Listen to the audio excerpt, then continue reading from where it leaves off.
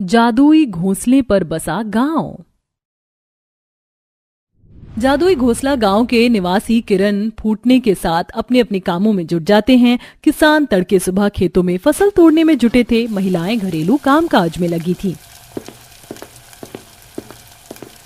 क्यों भागीरथी काकी, क्या बना रही हो खाने में? आज तो तुम्हारे आंगन में से बहुत बढ़िया खुशबू आ रही है।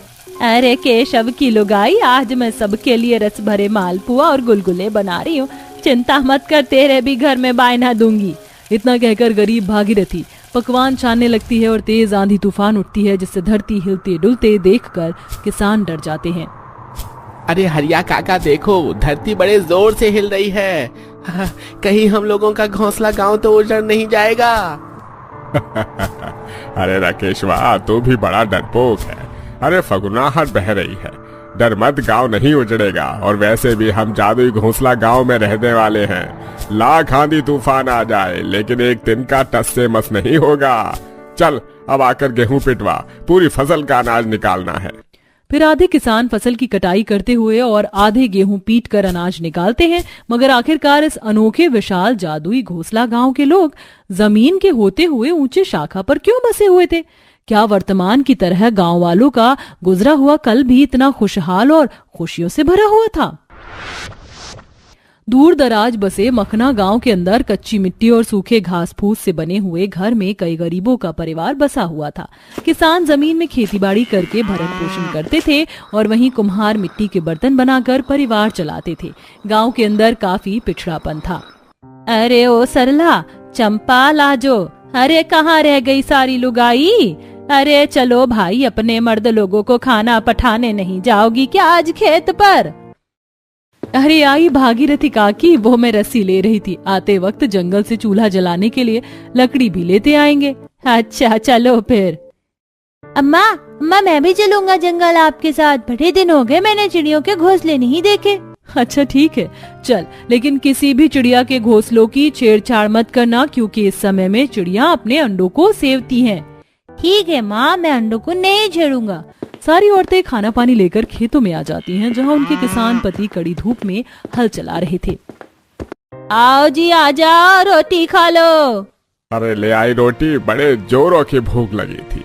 फिर भागीरथी परोस कर देती है। बेचारे गरीब किसान बिना किसी कुरकुराहट के सूखी रोटी प्याज खाते हैं। तभी आसमान में एक साथ बहुत सारी गौरैया चिड़िया चोंच में सूखी घास दबाए जंगल में जाती दिखती हैं, जिन्हें देखकर छोटी सी मीठी मुस्कुराकर कहती है, अम्मा देखो चिड़िया रानी। मगर अम्मा, चिड़िया तो चावल का दाना खाती है, तो ये सूखी घास क्यों लेके जाएंगी? चिड़िया ज्यादा भूखी है क्या? मीठी की मासूमियत भरी बातें सुनकर उसकी माँ लाजो दुलराते हुए कहती है, मीठी बिटिया, चिड़िया ये तिनका इसलिए लेकर जा रही है ताकि इससे घोंसला तैयार कर सके, क्योंकि थोड़े दिनों में उनके बच्चे अंडों में से निकलने वाले हैं। कुछ देर में सारी महिलाएं लकड़ी काटने जंगल में आती हैं, जहां जाले के अंदर रंग बिरंगी सुंदर सुंदर चिड़िया जाले में छिटपटा रही थी। दिन में से कुछ गर्भवती थी, कुछ घायल अवस्था में पंख फड़फड़ा रही थी।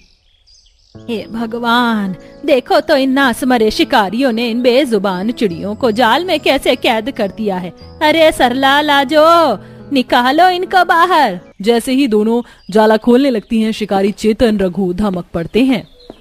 अरे ओ औरत, खबरदार, जो इन चिड़िया को रिहा किया तो अपना अंजाम समझ लेना, क्योंकि हम जमींदार के आदमी हैं। बेचारी गरीब घरेलू औरतें जमींदार के रवैये को जानती थी। उससे जो कोई भी पंगा लेता था वह उसकी जमीन हड़प जाता था, इसलिए वह कलेजे पर पत्थर रख लेती हैं। धीरे धीरे शिकारी जंगल की पंछियों को ले जाते हैं। फिर एक दिन उनकी नजर एक गौरैया के चमकदार अंडों पर गड़ जाती है। अरे देख तो जरा रघु, कितने सुंदर अंडे हैं। चल इसे भी ले चलते हैं, जमींदार जी खुश हो जाएंगे। एक तरफ दोनों अंडों को उठाने लगते हैं, वहीं औरतें लकड़ी चुन रही होती हैं। तभी मादा गौरैया आकर बच्चों के बचाव में चोंच मारती है। देख तो जरा चेतन, ये ससुरी कितना पंख फड़फड़ा रही है और चोंच मार रही है। इसको मैं संभालता हूँ, तू सतर्कता से अंडे निकाल। चेतन जैसे ही अंडा निकालता है, तभी गौरैया चोंच मार कर उसके हाथ में गड्ढा कर देती है। हाय हाय मेरा हाथ, अरे रघु उठा के पटक दे घोंसले को। रघु घोंसला उजाड़ देता है। चिड़िया के अंडे टूट जाते हैं और उसके जन्मजात शिशु तड़प तड़प कर दम तोड़ देते हैं। तभी चिड़िया अपने बच्चों के वियोग में बिलख बिलख कर रोते हुए श्राप देती है, तुम लोगों ने मेरा परिवार उजाड़ा है। मैं श्राप देती हूँ, ये गांव उजड़ जाएगा। ये सारा गांव इस पाप का फल भोगेगा। इसके साथ जादुई चिड़िया रानी पेड़ से उड़ जाती हैं, जिसके साथ हरी भरी भूमि बंजर हो जाती है। गांव से जल की नदी, तालाब और सोते सूख जाते हैं और सबके घर भी टूट जाते हैं। पूरा गांव बेआसरा चिलचिलाती धूप में अपने बाल बच्चों के साथ थे। माँ, भूख के मारे मेरा पेट दुख रहा है, मुझे खाना दो ना। खाना तो दूर, इस वक्त गांव में एक बूंद पानी भी नहीं है जो मैं तुझे पिला सकूं।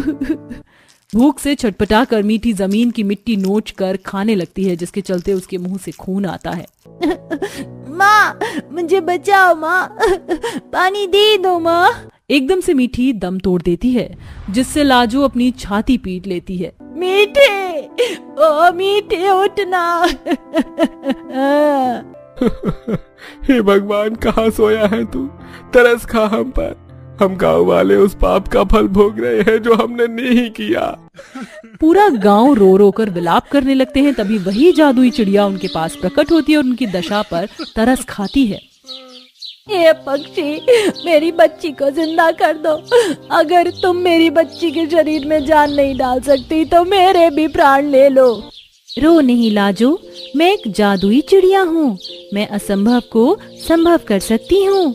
ऐसा बोलकर चिड़िया अपनी जादू से मीठी के शरीर में जान फूंक देती है, जिससे वह उठ जाती है, जिससे पूरा गांव अचंभा करने लगता है। देखो, मेरे श्राप का असर तो अभी इस धरती पर पिछले 1 साल तक पड़ा रहेगा, इसलिए मैं तुम्हें जादुई घोंसला दे रही हूँ, जहाँ दुखाली नहीं बल्कि खुशहाली होगी। इसी के साथ वो चिड़िया एक विशाल शाखा वाले पेड़ पर बहुत ही विशाल जादुई घोंसला गांव बना देती है, जिसमें सौंदर्य भरी प्रकृति थी। चारों तरफ हरियाली छाई थी, उपजाऊ जमीन और अनोखे घर थे और सौंदर्य सीढ़ी उस गांव के अंदर जा रही थी। जाओ, ये जादुई घोंसला गांव अब तुम लोगों का है। फूलो फलो और बस जाओ, परंतु फिर कभी किसी बेजुबान निर्दोष की हत्या होती मत देखना, नहीं तो ये जादुई घोंसला गांव सदा के लिए गायब हो जाएगा। अब इस बात का ध्यान रखेंगे। धन्यवाद जादुई चिड़िया। पूरा गांव एक एक करके जादुई घोंसला गांव में आते हैं। क्या बड़े, क्या बूढ़े, क्या बच्चे, सब लोग खुशी से झूम उठते हैं। माँ बापू, देखो हमारा जादुई घोंसला गांव तो कितना सुंदर और सपनों के जैसा है। हाँ बिटिया, अब हमारे दुख के दिन चले गए, चलो घर में चलते हैं। कई दिन रात दुख भोगने के बाद उस रात जादुई घोंसला गांव के हर एक निवासी पेट भर कर खाते हैं और सुकून भरी नींद सोते हैं। थोड़े दिनों में वह खेती भी उपजने लगती है, जहां धरती के मुकाबले 10 गुना जल्दी फसल लग जाती है। अरे देखो देखो हरिया काका, पिछले 1 हफ्ते पहले ही तो हमने अपने खेतों में फसल बोई थी और देखो लगभग पककर तैयार भी हो गई है। 1-2 दिन में काट लेंगे फसल भी। नेकी और पूछ पूछ केशव, कल ही हम लोग ये फसल काट लेंगे और इस बार तरकारी बोएंगे। अब हमारा घर परिवार रज कर खाएंगे और बची हुई तरकारी बाजार में बेचेंगे। अगले दिन जादुई घोंसला गांव के तमाम किसान फसल काट कर अलग कर लेते हैं। अरे क्या बात है, बोरे के बोरे अनाज लाए जा रहे हो। साल भर के खाने लायक अनाज का जुगाड़ तो हो गया जी। बस अब तो हर बरस इसी तरह अनाज बटोरने की आदत बना लो लाजो। आज खाने में पूरी हलवा बनाना, ठीक है? उस दिन प्रत्येक घर आंगन से भांति भांति के खाने की खुशबू हवा में घुल रही थी। सारे पुरुष पकवानों का लुत्फ उठाते और महिलाएं परोसती जाती हैं। चारों तरफ